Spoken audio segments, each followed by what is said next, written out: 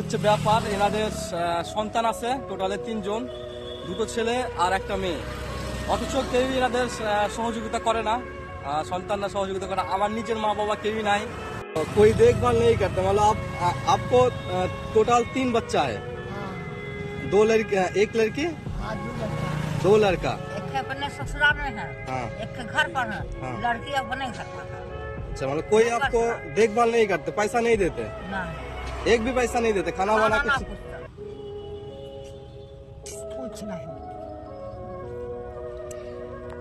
এনাদের থাকার জায়গাটা দেখো, থাকার জায়গাটা দেখলে কেমন লাগে। এই যে কদিনের খাবার, এগুলো ধোয়ার জল নাই, জল অন্য জায়গা থেকে নিয়ে আসে, অন্য জায়গা থেকে জল নিয়ে আসে, একজন এনে দেয়, সহযোগিতা করে। এক বৃদ্ধ মহিলা, জানা বয়সও হয়তো 70-80 বছর হবে, তিনি এসে এনাদেরকে সহযোগিতা করে, খাবার এনে দেয়, খাবার খায়। আর এনাদের বসস্থানটা দেখো, এখানে কোনো কিছুই নাই, মানে লাইট মাইট কোনো সিস্টেম নাই, রান্নাবাড়ি করার কোনো জায়গা পরিস্থিতি কোনো কিছু নাই। আমি এই মুহূর্তে কোনোভাবে সহযোগিতা করতে পারলাম না, কারণ আমার কাছে আছে ফোন পে, এনাদের কাছে ফোনই নাই, যেহেতু আমি সহযোগিতা করতে পারলাম না। পরের বার যখন আমি আসবো, অবশ্যই কোনো না কোনোভাবে কিছু সহযোগিতা করার চেষ্টা করব। খারাপ লাগে সত্যি, যার মা বাবা আছে তারা, সেই সন্তানরা মা বাবাকে দেখে না, আর যার মা বাবা নাই সে মা বাবা খোঁজে। এটা পৃথিবীর নিয়ম। কষ্ট লাগে দেখে, কি পরিস্থিতি সত্যি।